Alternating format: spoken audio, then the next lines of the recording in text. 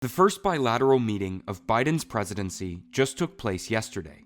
This event between two of the closest allies in the world who have been going through something akin to marital squabbles over the past 4 years is meant to reaffirm the tie between our two countries, or more importantly, between Trudeau and the Biden administration.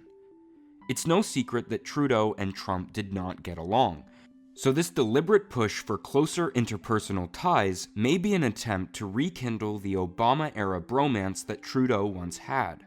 On the world stage, and on political spectrums, it may appear that Trudeau and Biden are the closest ideologically that an American president and a Canadian prime minister have been since Obama or Mulroney and Reagan. The itinerary for the meeting is designed to represent this, but what was omitted from the scheduled talking points reveals far more about their true political relationship.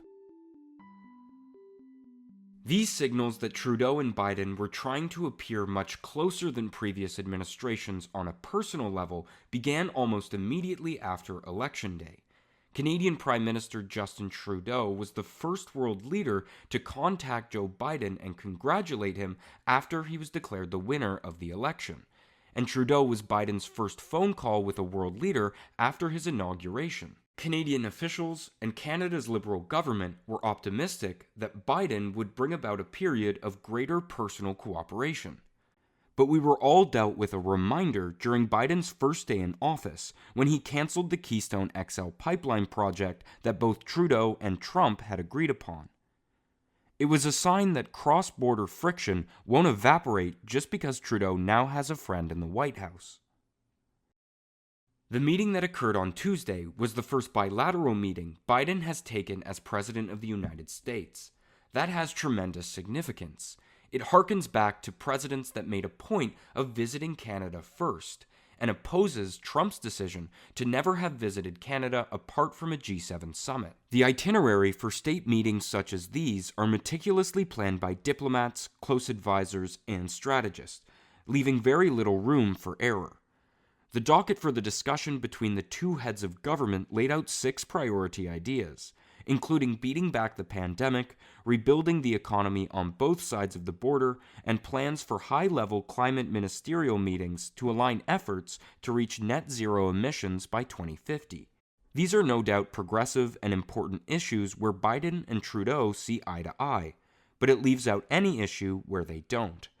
Almost all of those being Canadian priorities. It makes no mention of the 4 most pressing matters in the relationship between the US and Canada right now. Procuring more vaccine doses for Canada, freeing Michael Spavor and Michael Kovrig from imprisonment in China and the Meng Wanzhou case, Canada's overwhelming parliamentary resolution to acknowledge China's treatment of Uyghurs as genocide, and ignores the need for Canada to secure an exemption from Biden's Buy America plan, which threatens the bedrock of our alliance, free trade.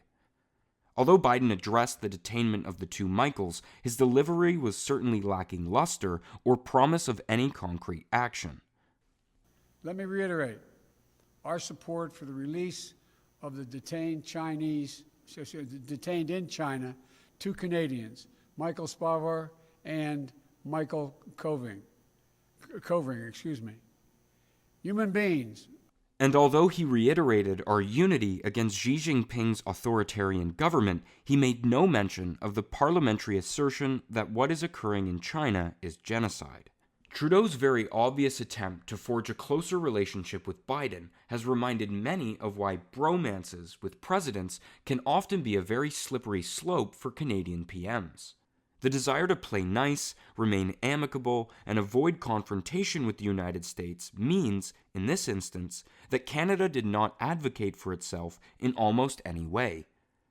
Many question what the benefit of having a close interpersonal relationship is if Biden has already proven to disregard Canadian interests from his first days through canceling the Keystone XL pipeline despite protests from the majority of Canadian premiers and our Prime Minister. That sent a clear message.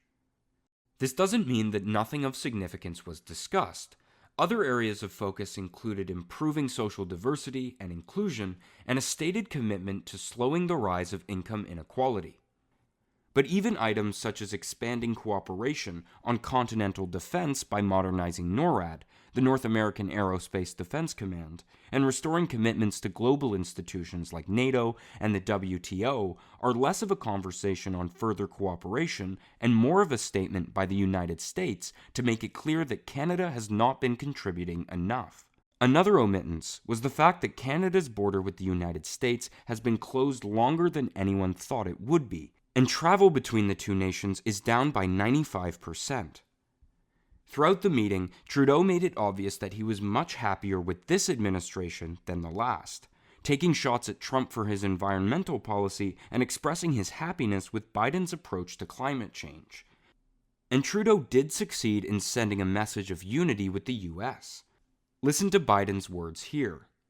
Canada and the United States are going to work in lockstep to display the seriousness of our commitment at both home and abroad. For the goals set out by Trudeau, the meeting was a success.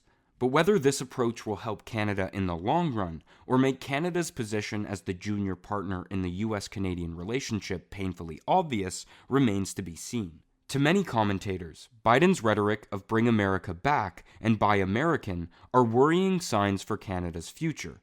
As one commentator stated, Buy America means bye-bye Canada. What do you think? Does this show the weakening of Canada's bargaining power with the United States? Is this simply a continuation of tensions that have been growing or existed for years now, regardless of our leaders? Or do you think that maybe this 50-minute meeting is really being overanalyzed? Let us know in the comments.